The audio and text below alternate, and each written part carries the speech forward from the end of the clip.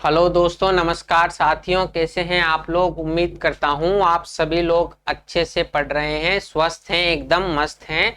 और इसी उम्मीद में मैं अभिषेक वर्मा आप सभी लोगों का स्वागत करता हूं easy maths with Nehra sir पे, जहां हम मैथ्स की रोमांचकारी यात्रा आप लोगों के साथ शुरू कर रहे हैं।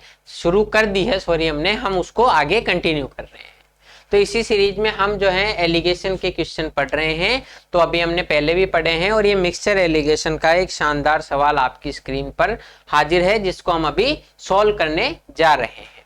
तो अपने कॉपी पेन औजार उठा लीजिए और कुर्सी की पेटी बांध लो, क्योंकि मौसम बदलने वाला है।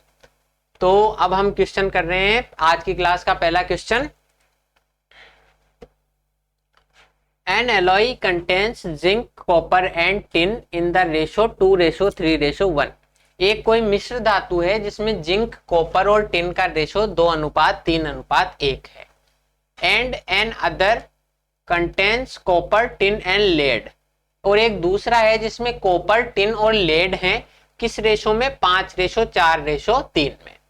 If equal weights of both alloys are melted together to form a third alloy। अगर इन दोनों को समान मात्रा में, समान भार में पिघलाएं एक तीसरी धातु बनाने के लिए, then the weight of lead per kilo in the new alloy will be, कि तो उसके 1 किलो में लेड का कितना भाग होगा। ठीक है,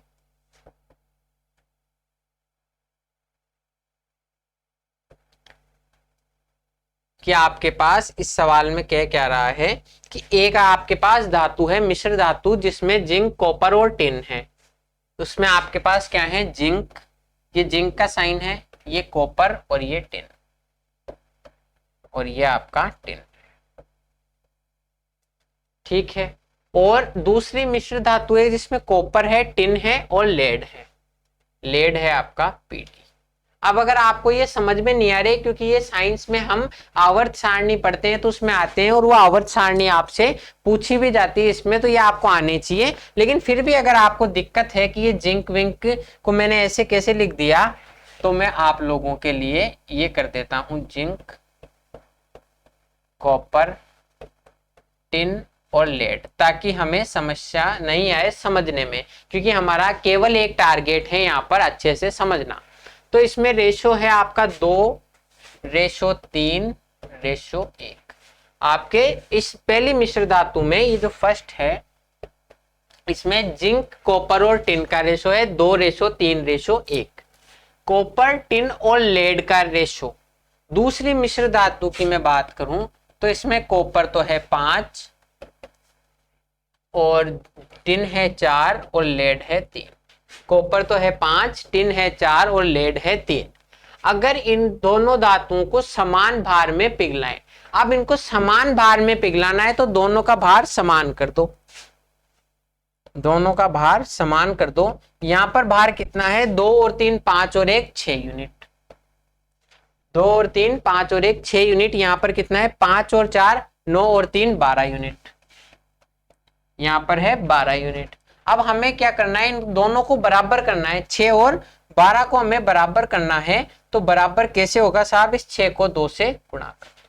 6 को अगर मैं 2 से गुणा कर दूं तो मेरे पास भाग हो जाएगा बराबर का। तो यानी कि ये तो 5:2:3 ही रहेंगे। पहला वाला क्या हो जाएगा? 2 दूनी 4, 3 दूनी 6 और 2 एकम 2। यही तो हो जाएगा। तब ये भी टोटल 12 का हो गया और ये भी 12 का हो गया। अब हमें टोटल ये 12 किलो तो इसका मिलाया है और 12 किलो इसका, तो हमें ये बताना है लेड कितना होगा। लेड का भाग बताना है। लेड का भाग बताना है कि लेड कितना होगा। अब लेड कितना है? 3 तो यहाँ पे और यहाँ पर तो है ही नहीं। टोटल 12 किलो की अगर हम बात करें तो इसमें 3 किलो तो यहाँ पर है और यहाँ पर कुछ भी नहीं है। तो टोटल लेड है मेरा 3/24 में से। लेड कितना है? 3/24 में से। तो कितना भाग हो गया साहब? 1/8। तो 1 किलो में भी 1/8 भाग आपका लेड का होगा। बस यही आपको करना था। अब देखो आप एक चीज इसमें समझो, ये हमने सवाल कर लिया पूरा, एक बार समझ भी लेते हैं कि 2:3:1 था जिंक, कॉपर और टिन का रेशो। 5:4:3 था कॉपर, टिन और लेड का रेशो। अब इनको बराबर करना है। तो ये अगर हम 12 किलो ले रहे हैं तो पहली धातु भी हमें 12 किलो ही लेनी पड़ेगी। तो पहली धातु भी हमने 12 किलो ही कर ली। ये 12 गए, 6 को 12 करा है, तो ये सारी चीजें 2 से गुना हो जाएगी। ये हो जाएगा 4 किलो, ये 6 किलो और ये हो जाएगा 2 किलो। अब लेड मेरा कितना है 3, यहाँ पर तो है ही नहीं ना लेड, तो 3 है टोटल, 12 और 12 24 किलो में से, तो भाग कितना हो गया 1/8, ये हो गया। अब थोड़ी सी आप समझो कि मुझे ये पता है लेड 3 यहाँ पर है और यहाँ पर कुछ भी नहीं है।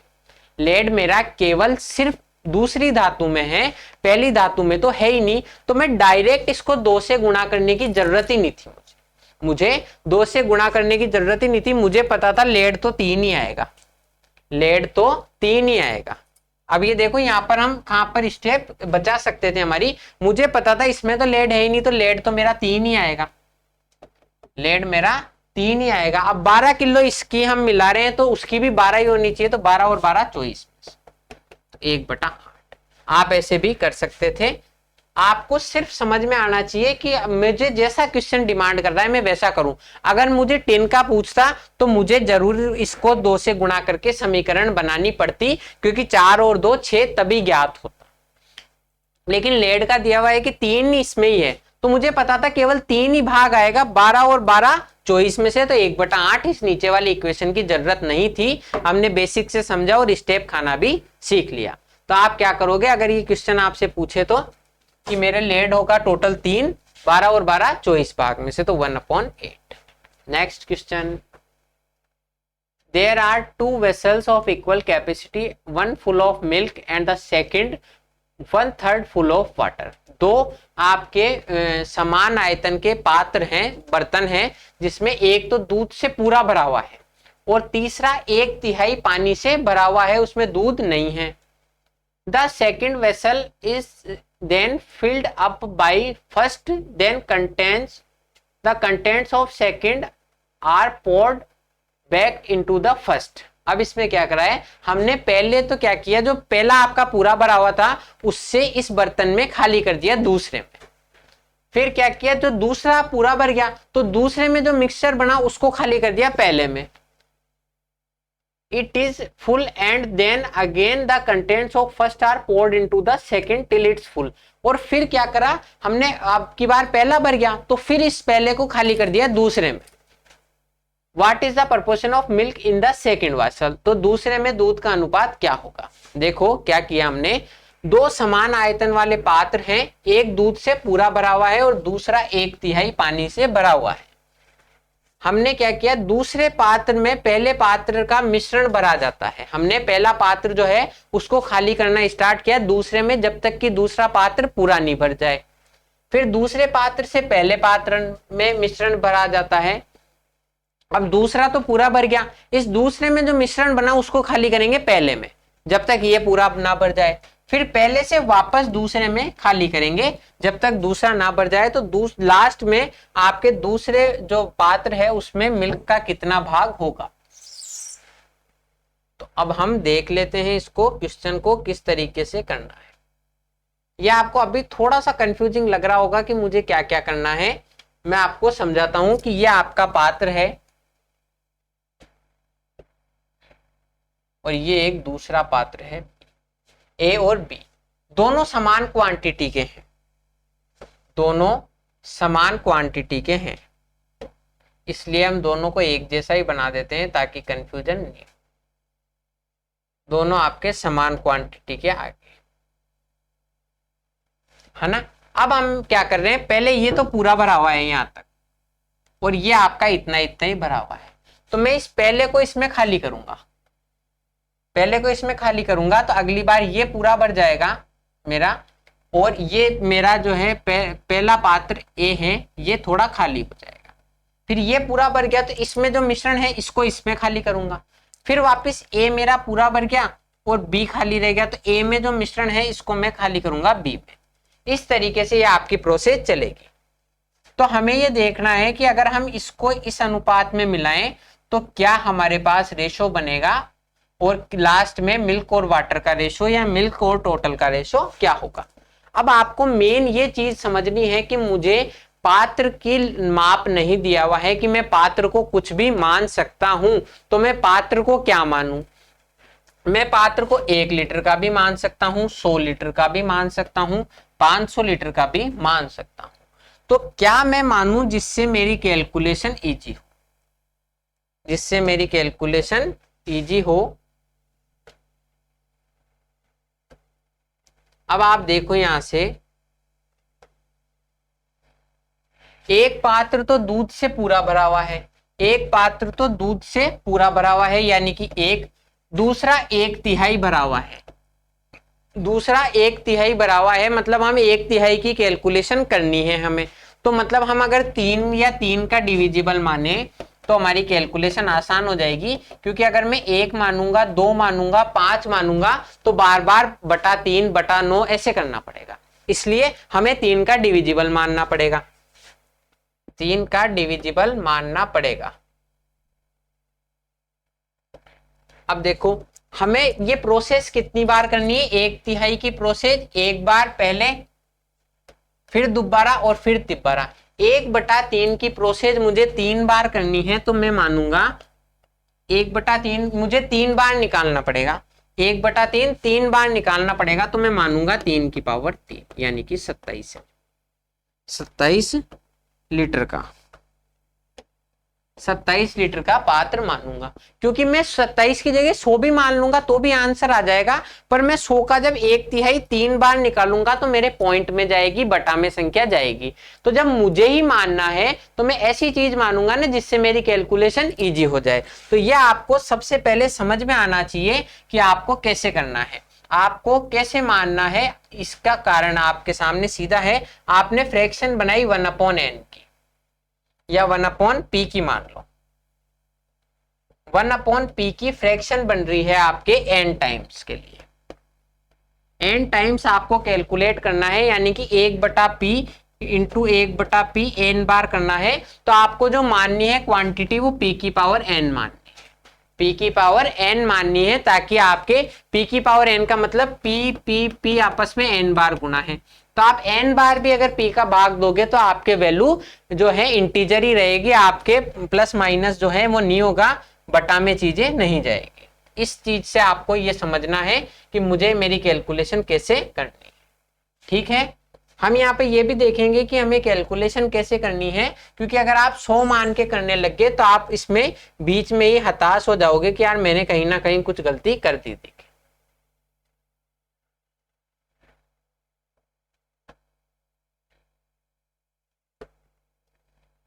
तो हमें फ्रैक्शन आप पता कर लो, 1 और 1/3 दी हुई है 3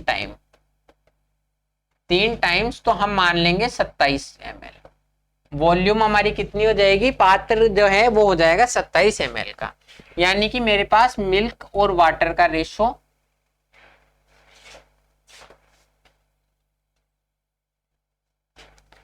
1/3 है 3 टाइम्स, तो हम v मान लेंगे 3 की पावर 3 यानी कि 27 लीटर। दोनों पात्र समान के हैं, दोनों पात्र समान आयतन के हैं।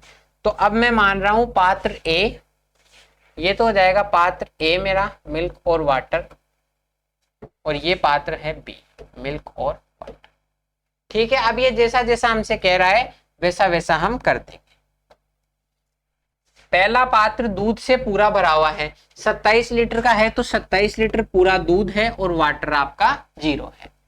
दूसरा पात्र 1/3 पानी से भरा हुआ है, इसमें ये नहीं कहा हुआ है कि 2/3 दूध है, तो केवल दूध तो आपका 9 है और 1/3 दूध तो 0 है, और 27 का 1/3 यानी कि 9 आपका पानी है, 9 आपका पानी है। ये हो गया आपके।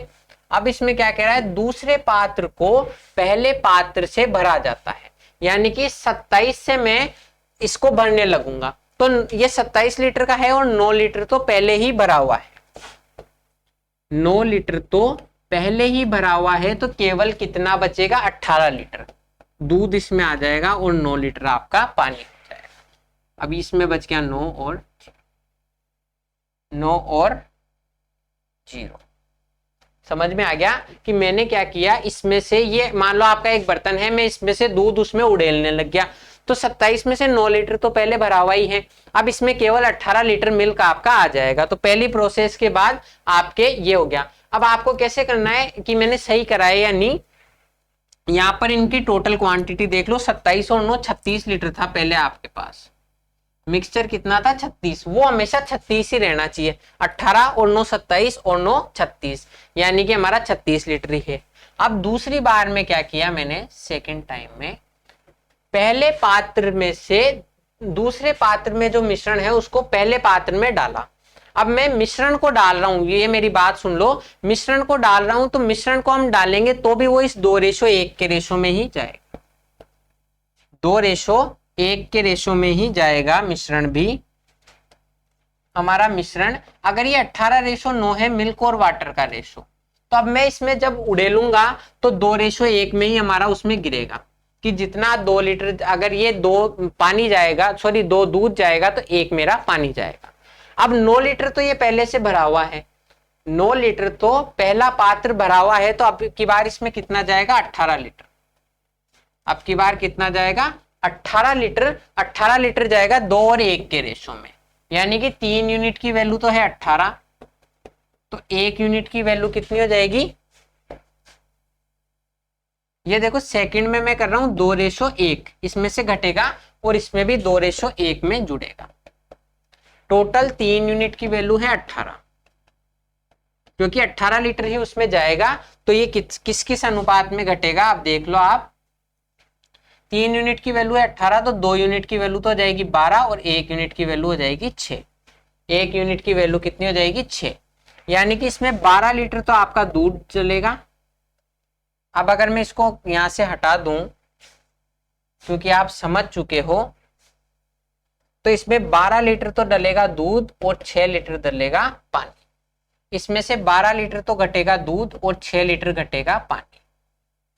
तो यहाँ पे हमने कर दिया 2:1, 3 यूनिट की वैल्यू 18, 3 यूनिट की वैल्यू 18, 2:1, 3 यूनिट की वैल्यू 18, तो 2 यूनिट की वैल्यू हो जाएगी 12, मतलब 12 और 6 के रेशो में ये डलेगा। अब ये तो हो जाएगा 21 लीटर और ये हो जाएगा 6 और ये बचेगा 6 और ये बचेगा 3 after second round. After second round ये आ गया समझ में कि दूसरे में जो अब की बार हम मिक्सर डालेंगे 2:1 में डलेगा, तो 12 तो 18 में से 12 तो दूध डलेगा, तो 26 हो गया दूध और 6 डलेगा पानी। अब जोड़ के देख लो, 26 और 21 और 6 27 और 9 36, अभी भी हमारा 36 लीटर टोटल है। इसका मतलब हमने कोई गलती नहीं की, कोई गलती अभी तक हमने नहीं की। अब नेक्स्ट देखो, फिर हमें पहले पात्र से दोबारा इसमें मिश्रण भरना है, पहले पात्र से दोबारा हमें इसमें मिश्रण भरना है। अब की बार देखो, इसमें जो मिल्क और वाटर का रेशो है, मिल्क और वाटर का रेशो है 21:27, 21:6, यानी कि 7:2, 7:2 में है ना। अब की बार मिल्क और वाटर का रेशो 7:2 में है, यानी कि टोटल 9 यूनिट की वैल्यू है कितनी। अब की बार भी इसमें 9 यूनिट तो पहले से भरा हुआ है 27 लीटर के मिश्रण में, तो 9 यूनिट की वैल्यू है 18, 9 यूनिट की वैल्यू कितनी है 18। तो अब हम थर्ड राउंड काउंट कर रहे हैं। थर्ड राउंड मैंने काउंट किया, तो यानी कि 9 यूनिट की वैल्यू 18 है, तो 7 यूनिट की वैल्यू तो हो जाएगी 14 और 2 यूनिट की वैल्यू हो जाएगी 4। अब की बार इसमें से 14 तो घटेगा मिल्क और 4 घटेगा वाटर, इसमें 14 तो जुड़ेगा मिल्क और 4 जुड़ेगा वाटर। ये आ गया समझ में। तो 21 में से 14 गए 7 और ये 2, यहां पर हो गया 20 और ये हो गया 7। ये आपको कैलकुलेशन आई या नहीं आई समझ में, ये हमारी फाइनल कैलकुलेशन हो गई कि 7 और 2 9 और 20 और 7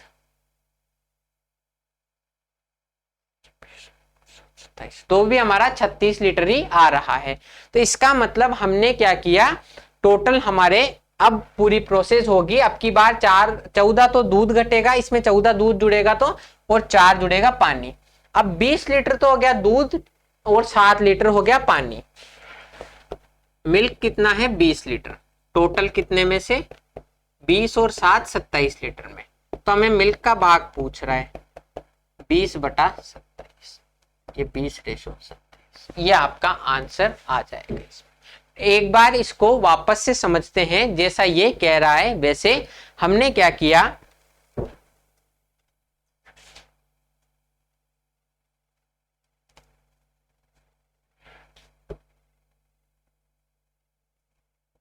दो पात्र हैं मेरे पास ए और बी। पहला दूध से पूरा भरा हुआ है 27 लीटर, पानी इसमें है नहीं। दूसरे में दूध तो है नहीं और पानी है 9 लीटर। दूध तो है नहीं और पानी है 9 लीटर। मैंने पहली प्रोसेस करी। पहली प्रोसेस में क्या है, देखो ये 27 लीटर के दोनों हैं। 9 लीटर तो पहले से भरा हुआ है, 9 लीटर तो पहले से भरा हुआ है, तो 18 लीटर ही आएगा। अब इसमें दूध ही है तो यानी कि ये तो 18 लीटर कम हो जाएगा दूध, इसमें 18 लीटर दूध आ जाएगा। 9 लीटर आपका पानी वैसा का वैसा रह गया। अब इसमें से 18 लीटर दूध कम हो गया तो 9। आपको हर प्रोसेस के बाद, वैसे ये तो बहुत छोटी सी कैलकुलेशन है, गलती नहीं है, पर फिर भी आप चेक कर लो कि यहाँ पर टोटल दोनों में मिला के 36 लीटर था और अब भी 9 और 18, 27 और 9 36 लीटर है, यानी कि हमने ये प्रोसेस सही से कर दी।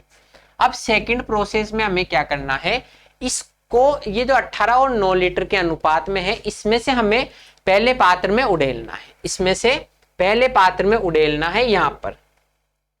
तो हमने क्या किया, पहले पात्र में जब हमें उड़ेलना है,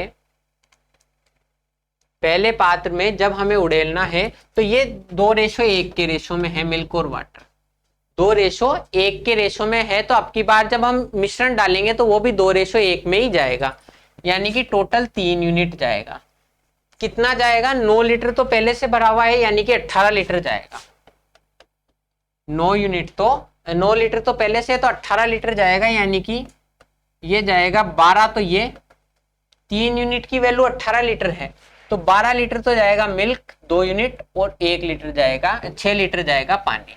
यानी कि दूसरी प्रोसेस के बाद ये तो हो गया 21 और 6 और ये हो गया 6 और 3। दूसरी प्रोसेस जब हमने खत्म कर दी तो दूसरी प्रोसेस के बाद आपके क्या हुआ, इसमें 12 लीटर मिल्क ऐड हो गया। तो मिल्क तो हो गया 21, वाटर हो गया 6 इसमें मिल्क हो गया और 3 इसमें वाटर हो गया। अब भी जोड़ लो, 21 और 6 27, 27 और 9 36, अभी भी आपका पूरा 36 लीटर ही है, मतलब हमने कैलकुलेशन सही करी है। अब हमने क्या करा, यहाँ पर देखो वो की वही कैलकुलेशन में आपको समझा रहा हूं। अब इसमें जो आपको पहली आपकी पूरी भर गई, इस पहली से वापस दूसरी में हमें खाली करना है। तो पहली में किस रेशो में है, 7:2 के रेशो। पहली में मिल्क और वाटर का रेशो है 7:2, 3 से काट दो तो 7:2। मतलब अब की बार हमारा टोटल जो यूनिट खाली होगा वो 9 यूनिट, कि अब की बार जब मैं उड़ेलूंगा तो भी 7:2 में ही आपका दूध और पानी जाएंगे। तो टोटल 9 यूनिट हमें खाली करना है। कितना आएगा इसमें, देखो साहब 9 लीटर तो पहले से भरा हुआ है, 6 लीटर मिल्क है और 3 लीटर मेरा पानी है। तो 9 लीटर तो भरा हुआ है, अब की बार भी कितना गिरेगा इसमें, 18 लीटर। अब की बार 18 लीटर जैसे ही हमने डाला मिश्रण वो पूरी भर जाएगी। 9 यूनिट की वैल्यू 18 है, 9 यूनिट की वैल्यू 18 है, यानी कि हर एक यूनिट 2 गुना है। तो ये जो 7 होगा ये हो जाएगा 14 और ये हो जाएगा 4। 7 जो है वो हो जाएगा 14, 2 गुना, और ये हो जाएगा 4। मतलब इसमें से 14 लीटर दूध खाली होगा और 4 लीटर पानी, और इसमें जुड़ेगा 14 लीटर दूध और 4 लीटर पानी। ये हम थर्ड की प्रोसेस करते हैं। थर्ड की आपने प्रोसेस करी तो अब मिल्क तो हो गया 20 और ये हो गया 7। दूसरी में मिल्क हो गया 20 और वाटर हो गया 7, यहाँ मिल्क बचा 7 और वाटर बचा 2। अब भी आप जोड़ के देख लो, 7 और 2 9, 20 और 7 27। अभी भी हमारे पास टोटल जो है वो 36 लीटर ही बचा है, यानी कि मैंने कैलकुलेशन सही करी। अब हमसे पूछ क्या रहा है कि इस तीनों प्रोसेस के बाद लास्ट में मिश्रण में दूध का अनुपात क्या होगा मिश्रण 2 में। तो इस बी पात्र में दूध है कितना, 20। टोटल कितने में से, 20 तो दूध है और 7 पानी है 27 में से। तो भाग कितना हो गया, 20/27, 20/27। तो ये 20:27 हमारा इसका आंसर हो गया। इस तरीके से हम इस सवाल को करेंगे। तो हमने आराम से 2 बार समझा, उम्मीद करता हूं आपको अच्छे से समझ में आ गया होगा। अब ये क्वेश्चन है, ये बिल्कुल इजी है हमारा।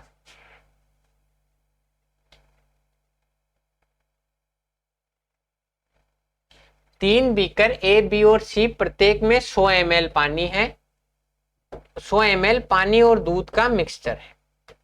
प्रत्येक में 100 ml मतलब 3 बीकर है, 100 ml के इसमें पानी और दूध का मिश्रण है। दूध और पानी का अनुपात ए, बी और सी में, ए, बी और सी जो हमारे मिक्सचर हैं उनमें दूध और पानी का अनुपात क्या है? 1:3, 1:4 और 2:3। 1:3, 1:4 और 2:3 है। अगर 40 मिलीलीटर द्रव बीकर ए से बी में डाल दें, अगर बी से 40 मिलीलीटर में भर के ए में डाल दूं तो परिणामी तो ए, बी और सी में लास्ट में दूध का अनुपात क्या होगा? ए, बी और सी में लास्ट में दूध का अनुपात क्या होगा? तीनों में देखो 100 है,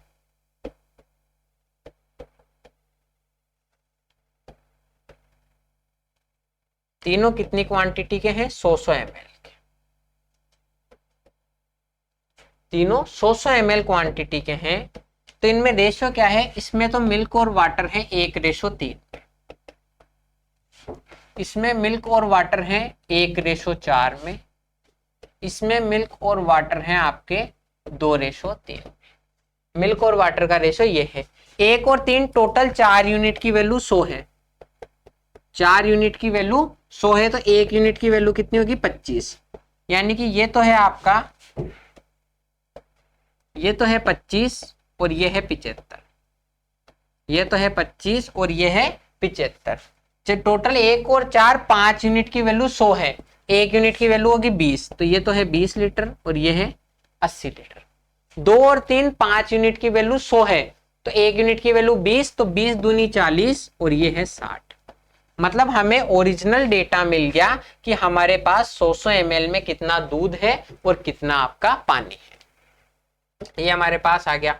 अब नेक्स्ट क्या कह रहा है कि मैं 40 मिलीलीटर द्रव जो है बी से निकालकर ए से निकालकर बी में डाल दूं। 40 मिलीलीटर दूध जो है वो मैं ए से खाली कर दूं, ए से मैं 40 मिलीलीटर निकालूंगा, ए से मैंने 40 मिलीलीटर दूध निकाला, वो भी किस अनुपात में निकलेगा? 1:3 में, क्योंकि दूध और पानी 1:3 में घुले हुए हैं, तो मिल्क और वाटर मेरा निकलेगा 1:3 में। 1 और 3 1:3 में, 1 और 3 4 यूनिट की वैल्यू 40 ml है, 4 यूनिट की वैल्यू कितनी है? 40 ml, यानी कि 1 यूनिट की वैल्यू हो जाएगी 10 और इसकी वैल्यू हो जाएगी 30। 1 यूनिट की वैल्यू हो जाएगी 10 और इसकी वैल्यू हो जाएगी 30। अब हमें लास्ट में ए, बी और सी में दूध का अनुपात पूछा है, तो मुझे पानी से मतलब ही नहीं है कि मैं 30 ml निकालूं या 40 ml निकालूं, तो यहाँ पर दूध 10 घटेगा और ये दूध 10 बढ़ेगा।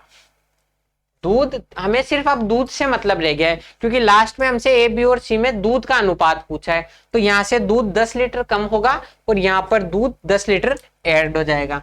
तो दूध यहाँ पर कितना हो गया? 15, 25 लीटर पहले था, 10 घट गया तो 15, 20 और 10 30 और ये 40 ऐसा का ऐसा, 40 ऐसा का ऐसा। यानी कि बीकर ए में दूध है 15 लीटर या 15 ml, बी में है 30 ml और इसमें है 40 ml।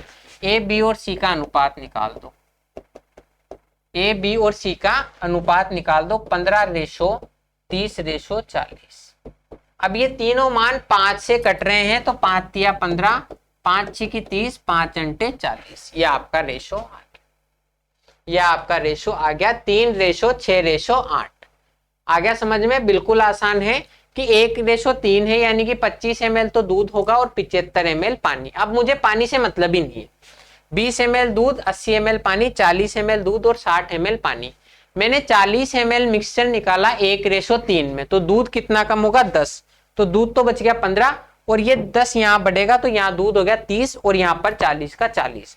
ए, बी और सी में दूध का रेशो है 15:30:40। 5 से काट दो, 3:6:8। अब नेक्स्ट क्वेश्चन करते हैं। ये आपका CPSP का है, बिल्कुल आसान है। एक दूध वाला पानी और दूध को 1:2 में मिलाता है कि अगर दूध 2 है तो उसमें 1 तो वो पानी ही डाल देता है। यदि पानी का क्रय मूल्य दूध का 1/10वां भाग हो, कि अगर दूध 10 रुपए का है तो पानी कितने का है? 1 रुपए का। और दूध वाला 20% लाभ का दावा करता है। कि अगर दूध वाला यूं कहता है, बताएगा थोड़ी कि मैंने मिक्सचर करा है, मैंने कोई बेईमानी करी है। दूध वाला तो अपनी नजरों में बिल्कुल ईमानदार है, जेठालाल की तरह। तो दूध वाला यूं कहता है कि मैं साहब केवल 20% पे आपको बेच रहा हूं, तो उसका वास्तविक लाभ परसेंट कितना है, कि टोटल वो आपका लाभ कितना कमा रहा है, ये हमें देखना है। तो देखो, ये मिल्क है और ये वाटर है। मिल्क है और वाटर, मतलब अगर मिल्क मैंने 2 किलो मिलाया है तो 1 किलो मेरा उसमें वाटर है। मतलब अगले जो खरीदार हैं उसको तो यूं लग रहा है कि मैंने साहब 3 किलो खरीदा है टोटल।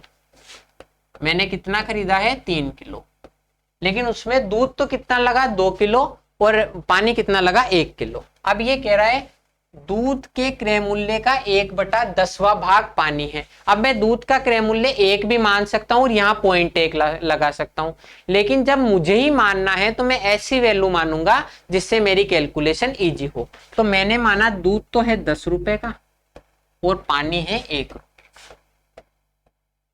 ये तो आ गया आपकी क्वांटिटी और ये आ गया आपकी प्राइस पर केजी। ये है आपकी प्राइस पर केजी। मतलब ये कह रहा है दूध का जो भाव है उसका 1/10वां भाग पानी का भाव है। तो मुझे ही जब मानना है तो मैं ऐसी वैल्यू मानूंगा ना जिससे मेरी कैलकुलेशन इजी हो जाए, जिससे मेरी कैलकुलेशन इजी हो जाए। मैं आपको कहूं कि यार आपको आपकी मर्जी से बिना एग्जाम दिए बिना कुछ करे नौकरी लगनी है, तो आप खुद तो बोलोगे कि यार मुझे तो प्रधानमंत्री बना दो, नौकरी की जरूरत क्या है। तो जब मानना ही है तो ऐसी चीज मानो जिसमें हमारा फायदा हो। तो 2 किलो और 1 किलो के अनुपात में दूध है। दूध का क्रय मूल्य अगर 10 रुपए किलो है तो पानी हो गया 1 रुपए किलो। अब देखो 2 किलो हमने 10 रुपए किलो के हिसाब से खरीदा तो हमारे लगे 20 रुपए। ये टोटल आपकी कीमत बता रहा हूं, टोटल खर्च आपका, या टोटल खर्च है ये दूध पे, टोटल खर्च या एक्सपेंस दूध पे। 2 किलो खरीदा 10 रुपए किलो से, प्लस 1 किलो खरीदा 1 रुपए किलो से, टोटल 21 रुपए इसका दूध वाले का खर्चा आया। आ गया समझ में कि दूध वाले ने 2 किलो तो खरीदा 10 रुपए किलो से 20 रुपए का, 1 किलो 1 रुपए किलो से, तो 21 रुपए का इसके खर्चा आया। अब ये बेच रहा क्या है, 20% लाभ पर दूध को बेच रहा है कि मेरे पास जितने का आया है मैं केवल आपसे 20% लाभ कमा रहा हूं। तो इसने अगले को कितना दूध बेच रहा है, अगले को कितना दूध बेच रहा है, तो अगले को साहब 3 किलो बेच रहा है। अगले को पता नहीं है पानी ये है, तो इसकी सेलिंग प्राइस हो जाएगी, सेलिंग प्राइस यानी कि जितने में ये बेच रहा है वो हो जाएगा 3 किलो दूध बेच रहा है टोटल। इसके ये 3 किलो 21 रुपए का ही पड़ा है, और कितने परसेंट पे, 10 रुपए प्रति किलो पे साहब 120% लाभ कमा। 10 रुपए किलो पर ये क्या कह रहा है कि मैं आपसे 3 किलो दूध आपको दे रहा हूं, मेरे पड़ा है 10 रुपए पर किलो का, उस पर सिर्फ 20% लाभ कमा रहा हूं। 20% लाभ कमा रहा हूं यानी कि 100 का मेरे पड़ा है, तो मैं आपको 120 में दे रहा हूं। 120/100 कैलकुलेट कर लो, 12 या 36 रुपए, यानी कि इसके दूध पड़ा था 21 रुपए का, बेच रहा है 36 रुपए में। कितने का लाभ कमाया साहब इसने, 15 रुपए का। अब मुझे क्या पूछ रहा है, प्रतिशत, तो मेरा परसेंटेज प्रॉफिट, परसेंटेज प्रॉफिट 15 रुपए का लाभ कमाया 21 पर, तो 100 पर कितना, 15 रुपए का लाभ कमाया 21 पर, तो 100 रुपए पर कितना लाभ हो जाएगा आपके। इसको काट दो, 3 से कटेगा 5 और 3 से कटेगा 7। अब मुझे 5/7 की फ्रैक्शन वैल्यू याद है तो बहुत अच्छी बात है, नहीं भी है तो काम आपका थोड़ा कठिन हो सकता है, आसान नहीं होगा क्योंकि हमें याद करनी है। आप ये बताओ, इधर देखो 1/7 की फ्रैक्शन वैल्यू क्या है, परसेंटेज वैल्यू 14.28। 1/7 की तो मुझे याद है 14.27, तो 5 से गुणा कर दो, 14 पंजे 70 और ये 1.4 यानी कि 71.4, 71.4% का लाभ कमा रहा है। तो 71.4 के आसपास लगभग 72%। लगभग 72% का लाभ कमा रहा है। तो इस तरीके से आपको इस सवाल को करना है। टोटल लाभ आपके आ गया 72%। ठीक है, आ गया समझ में? तो इस तरीके से ये आपका सवाल होगा। हमें पहले ये बताना है कि इसके टोटल पड़ा कितने का है और बेच कितने से रहा है, फिर हम लाभ निकाल सकते हैं। कि 2 किलो इसने दूध खरीदा 10 रुपए किलो से, तो इसके पड़ा कितने का दुकानदार के 20 रुपए का। 1 किलो पानी खरीदा 1 रुपए किलो से, तो 1 रुपए का। ये टोटल इसने दूध पर खर्च कितना किया 21 रुपए। और टोटल अगले को थोड़ी पता है कि ये मेरे को मिक्सिंग का दे रहा है माल, अगले को थोड़ी पता है ये मेरे साथ बेईमानी कर रहा है। तो 3 किलो आपको देगा ये दूध। ये दूध आपको 3 किलो देगा। यूं कह रहा है कि मेरे तो साहब 10 रुपए का पड़ा है, 10 रुपए का पड़ा है, आप 20% का लाभ दे दो। 20% आप डायरेक्ट 5/6 भी लिख सकते थे। कैसे? क्योंकि 20% का मतलब हर 5 पे 1 का मुनाफा कमा रहा है। तो 5 और 1 का मुनाफा कमा के 6 रुपए में हमें बेच रहा है, 6 रुपए में हमें बेच रहा है। तो बेच कितने में रहा है? 36 रुपए में। 36 रुपए में बेच रहा है, तो लाभ हो गया आपके 15 रुपए का। लाभ कितने का हो गया साहब? आपके 15 रुपए का। कि मेरे पड़ा तो 21 का ही है, लेकिन मैं 36 रुपए का बेच रहा हूं, तो मैं 15 रुपए का लाभ कमा रहा हूं 21 पर। तो मेरा कितना परसेंट हो जाएगा? 72। क्योंकि 5/7 जो होता है वो 71.4 समथिंग के आसपास होता है, तो उसके आसपास हमारी वैल्यू है 72%। इस तरीके से ये सवाल होगा। तो देखो, आज की क्लास लगभग समाप्ति की ओर है। हमने इस क्लास में अच्छे अच्छे क्वेश्चन डिस्कस किए, नए नए कंसेप्ट सीखे। अगर वो आपको समझ में आ रहे हैं तो वीडियो को लाइक एक बार दबा के ठोक देना। और ऐसे मत करना कि सर हमें तो बहुत ज्यादा समझ में आ गया, मैं आपकी वीडियो को 2 बार लाइक कर देता हूं। तो क्योंकि 2 बार लाइक करने का कोई फायदा नहीं होता है। तो आपको क्या करना है, एक बार इसको लाइक करना है और चैनल को सब्सक्राइब करना है, अपने दोस्तों के साथ शेयर करना है। और अच्छे से प्रैक्टिस करते रहो, पढ़ते रहो। अब मैं मिलूंगा नेक्स्ट वीडियो में, तब तक के लिए थैंक यू, जय हिंद।